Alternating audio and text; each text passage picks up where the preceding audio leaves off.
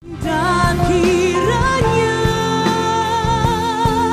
tangan-Mu menyertai aku dan melindungi aku Dan kiranya, wah kalau kita dengerin lagu Angel Peters kita jadi kangen sama si Angel Itu ya. lagu itu dikarangnya oleh Pendeta Niko. Pendeta Niko ya. Iya jemaat sekalian, kita gembira sekali ya kita bertemu kembali dalam acara Kompas Iman yang akan membahas mengenai 2 Yabes dan 2 Paulus. Dan akan dipandu oleh saya Felix Jiprang, ditemani oleh rekan saya Shelly dan juga narasumber kita Pendeta Antoni Nathan. Iya, kita punya pertanyaan yang menarik gini ya. Jadi selain doa Bapa Kami, Alkitab itu ada mencatat 2 jenis doa lagi yang sangat terkenal gitu. 2 Yabes dan 2 Paulus. Nah, jadi kalau kita sebagai umat Kristen juga harus mengenal gitu ya doa-doa yang baik juga untuk kita ketahui dan latar belakangnya harus kita pahami juga. Nah, Pak Antoni mungkin bisa menjelaskan mengenai 2 Yabes itu gimana itu Pak ya? Iya. Baik, jemaat yang dikasih Tuhan, kita akan coba melihat doa Yabes di dalam 1 Tawarikh pasal keempat, ayat yang ke-9 dan ayat yang ke-10, hanya 2 ayat saja ya. Jadi kalau kita melihat konteksnya, 1 Tawarikh pasal yang keempat itu berbicara tentang silsilah keturunan Yehuda ya, Bani Yehuda atau suku Yehuda begitu. Yang mana kemudian disisipkan ada 2 ayat yang tiba-tiba seakan-akan berbicara tentang satu tokoh yang bernama Yabes. Dikatakan demikian dalam ayat yang ke-9. Yabes lebih dimuliakan daripada saudara-saudaranya. Nama Yabes itu diberi ibunya kepadanya sebab katanya pada awalnya ketika dia dilahirkan, aku telah melahirkan dia dengan kesakitan. Jadi Yabes dinamakan Yabes karena Yabes itu mendatangkan penderitaan, mendatangkan kesakitan bagi orang lain, terutama pertama-tama bagi ibunya sendiri yang melahirkan. Lalu kemudian ayat yang ke-10 berbicara tentang Yabes setelah kemudian bertumbuh menjadi dewasa. Yabes berseru kepada Allah Israel, katanya, kiranya engkau memberkati aku berlimpah-limpah dan memperluas daerahku, dan kiranya tanganmu menyertai aku dan melindungi aku daripada malapetaka sehingga kesakitan tidak menimpa aku. Dan Allah mengabulkan, bukan cuma mendengarkan, tapi mengabulkan permintaannya atau doanya itu. Begitu ya. Jadi kalau kita melihat saudara-saudara, di sini ada muncul tiba-tiba di tengah-tengah perbincangan tentang silsilah dari kaum keturunan Yehuda, muncul nama Yabes. Sehingga sangat mungkin ya Yabes itu termasuk adalah kaum keturunan Yehuda atau berasal dari suku Yehuda. Nah, kemudian dikatakan Yabes itu dinamakan Yabes karena dari awal dia mendatangkan kesakitan. Mungkin hidupnya penuh dengan penderitaan. Lalu maka kemudian muncullah sebuah doa di dalam ayat yang ke-10 di mana Yabes itu berseru kepada Allah Israel, kepada Allah umatnya ya, kepada Allah yang menjadi Tuhan bagi bangsanya, yang mana termasuk kaum keturunan Yehuda yang menjadi sukunya dia, begitu ya. Orang yang menderita berseru kepada Tuhan. Kalau kita lihat, kita bagi 2. Kalau kita bagi, maka ada 2 bagian, 2 segmen di dalam doanya. Pertama adalah apa? Permintaan supaya Tuhan memberikan kepada dia kemakmuran, ya, kekayaan, daerah yang luas untuk kemudian dijadikan peternakan, perkebunan, begitu kan? Yang kedua adalah Tuhan melindungi dia, melindungi dari malapetaka, dari sakit penyakit yang sebelumnya dia sudah alami, begitu. Nah, pertanyaannya, apakah kemudian kita bisa menjadikan doa Yabes itu sebagai sebuah doa yang kita teladani doanya saja dan pasti kemudian itu menjadi rumusan yang ampuh? Seringkali kan orang Kristen berpikir seperti itu, ya. Saya kira tidak seperti itu, ya. Karena kalau kita lihat konteks Yabes ini sangat personal, sangat individual. Nah, jadi kita tidak boleh menjadikan Alkitab termasuk doa Yabes sebagai rumusan, sebagai sebuah mantra. Alkitab tidak boleh kata-katanya dijadikan mantra. Itu nggak boleh. Ya, termasuk doa. Doa Tuhan Yesus kadang-kadang orang hanya ingat perkataannya. Ya, doa Bapa Kami dari A sampai Z. Kita ingat kalimatnya, ya, tetapi kita tidak tahu prinsipnya. Nah, itu nggak boleh. Nah, kita harus mengerti juga doa Yabes secara prinsipil. secara prinsipil. Ada banyak sekali kasus-kasus di dalam Alkitab yang kita tidak boleh kalimatnya plek kita jadikan sebagai seakan-akan mantra yang cukup berkuasa. Begitu ya. Misalnya contoh yang sangat kasuistik adalah apa? Doanya, bukan doa ya, janji Tuhan kepada Abraham di dalam Kejadian pasal 12. Bahwa Tuhan akan memberkati Abraham dan memberkati kemudian keturunannya berlimpah-limpah seperti pasir di laut dan seperti bintang di langit. Apakah kemudian itu berlaku bagi setiap orang Kristen? Tentu saja tidak. Itu konteksnya adalah betul-betul berlaku bagi Abraham pada waktu itu. Abraham. Sama seperti halnya doa Yabes begitu. Jadi kalau kita lihat prinsipnya adalah apa? Prinsipnya bahwa Tuhan itu dalam hal Abraham memberkati umatnya. Berkatnya bisa dalam hal Abraham kan mendapatkan tanah perjanjian, mendapatkan keturunan yang banyak, menjadi satu bangsa yang besar. Kenapa demikian? Karena itu yang akan dipakai oleh Tuhan untuk menggenapi rencananya melahirkan Mesias, begitu kan? Dalam hal Yabes, Tuhan menggenapi dan mengabulkan doanya. Kenapa? Itu menjadi satu prinsip bahwa Tuhan itu mendengarkan doa dari umatnya dan seringkali sesuai dengan tujuannya yang kekal, Tuhan mengabulkan. Jadi sebetulnya Tuhan selalu mendengarkan doa umatnya. Baik dalam bentuk, dalam hal tidak mengabulkan permintaannya, maupun mengabulkan dalam hal seperti Yabes. Tapi prinsipnya Tuhan selalu mendengar. Jadi kenapa Tuhan, nanti mungkin di dalam pertanyaan berikut saya akan jelaskan. Mengapa Tuhan mengabulkan doa Yabes? Karena menggenapi rencananya dia. Gitu ya. Tetapi mengapa Tuhan tidak mengabulkan doa orang-orang lain seperti nanti kita bahas doa Rasul Paulus? Karena Tuhan ingin menggenapi rencana kekalnya di dalam diri seorang Paulus. Begitu ya. Seperti lagu yang tadi udah dinyanyi sama Pak Felix tuh Pak. Itu kan lagunya terkenal banget sekitar 5 tahun yang lalu dibawa oleh Angel Peters. Nah jadi itu pada akhirnya seperti tadi Bapak bilang, jadi itu banyak orang Kristen jadi menjadikan itu sebuah mantra. Katanya itu kalau nyanyi itu tiap pagi tuh akan memiliki kuasa yang begitu besar kalau nyanyi itu Pak. Itu tanggapan Bapak gimana Pak? Ya, jadi itu kembali lagi bermula dari konsep yang salah begitu. Konsep yang bukan berbicara tentang prinsip, bukan melihat kepada prinsipnya, tetapi melihat kepada rumusan formulasi kata-katanya yang dijadikan mantra. Ya, dianggap bahwa itu bisa memperdaya Tuhan, itu bisa kita dengan kata-kata itu mengendalikan Tuhan semau dan sekehendak kita. Sama seperti Yabes bisa mengendalikan Tuhan, masakan kita enggak begitu. Jadi doanya itu sangat antroposentris, sangat berpusat kepada manusia. Padahal kalau kita melihat doa Yabes itu ketika dikabulkan kita melihat di situ adalah berpusatkan kepada Allah, kedaulatan Allah untuk mengabulkan doa Yabes. Nah, kalau kita bandingkan dengan apa yang dikatakan Rasul Paulus di dalam 2 Korintus pasal yang ke-12 ya, ayat 7 sampai dengan ayat yang ke-10, di situ Paulus juga berkata bahwa aku juga sudah berdoa, bahkan 3 kali berdoa. Kenapa? Karena Paulus memiliki satu keunggulan dalam hal tertentu. Dia dikatakan pernah diangkat naik ke surganya Tuhan, digambarkan sebagai langit ketiga atau surga ketiga, itu artinya tahta Allah, surga Allah sendiri, begitu kan? Maka kemudian supaya dia tidak membanggakan diri sebagai orang yang wah Tuhan perlakukan begitu istimewa, Tuhan berikan kesempatan kepada seorang hamba Tuhan bisa kemudian melihat surganya Tuhan, maka dia bisa menyombongkan diri. Tuhan berikan sebuah duri di dalam daging. Yaitu dikatakan oleh dia utusan iblis. Tuhan bisa pakai iblis untuk melemahkan dia. Melemahkan tubuhnya, begitu kan?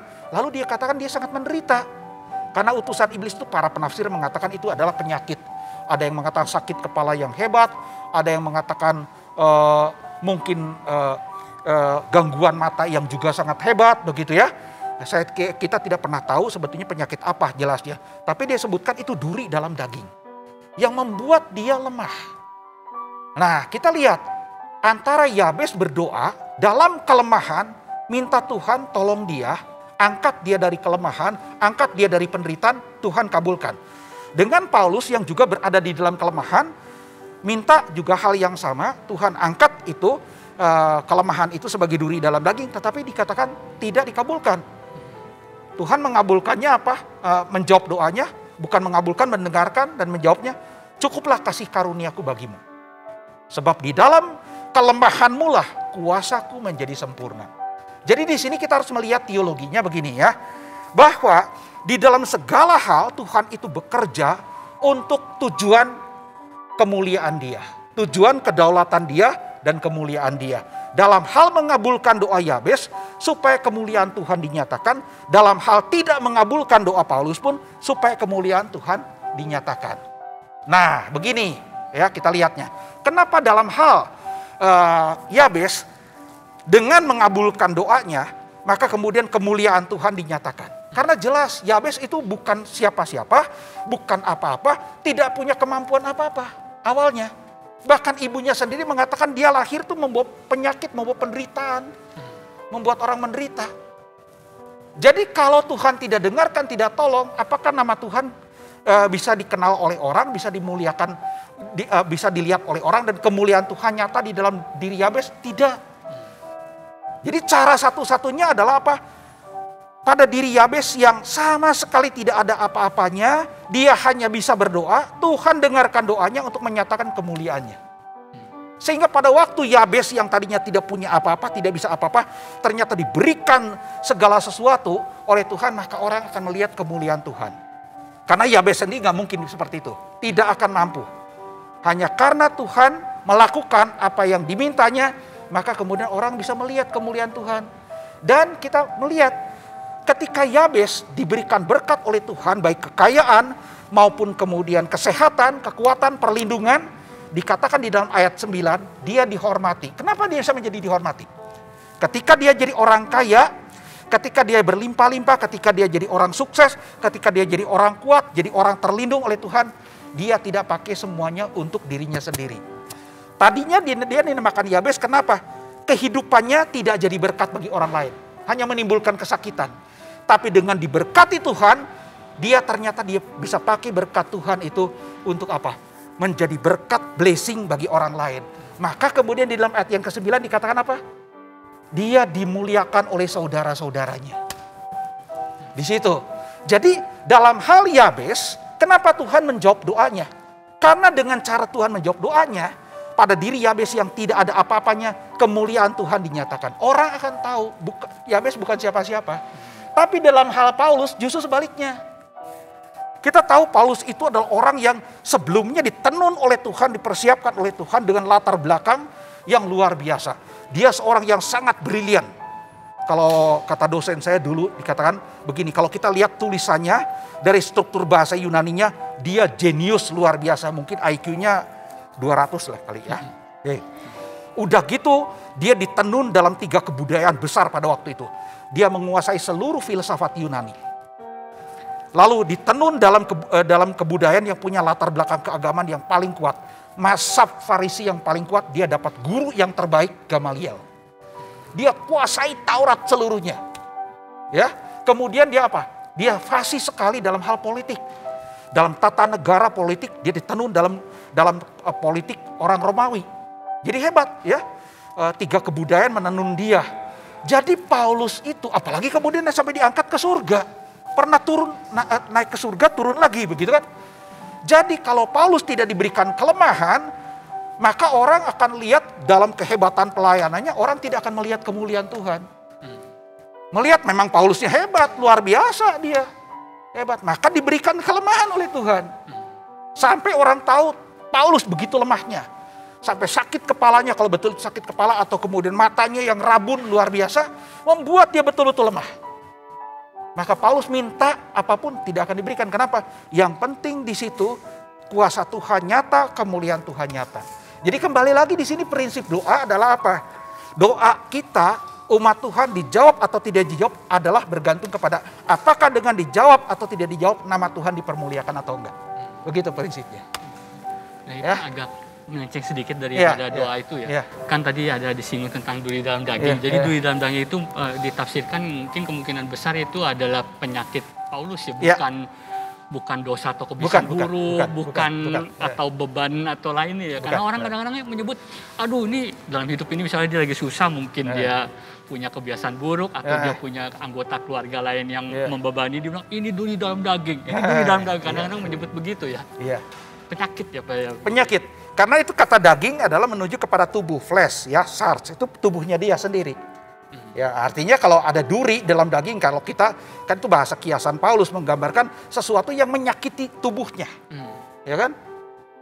Menyakiti tubuhnya dan membuat dia jadi lemah. Ya kan?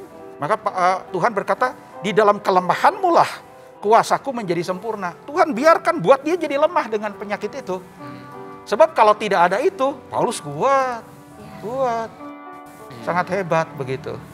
Kenapa kalau kita mungkin nggak perlu sejauh atau se-ekstrim yang orang mungkin menyanyikannya tiap pagi, mendoakan doa Yabes tiap pagi sebagai mantra gitu.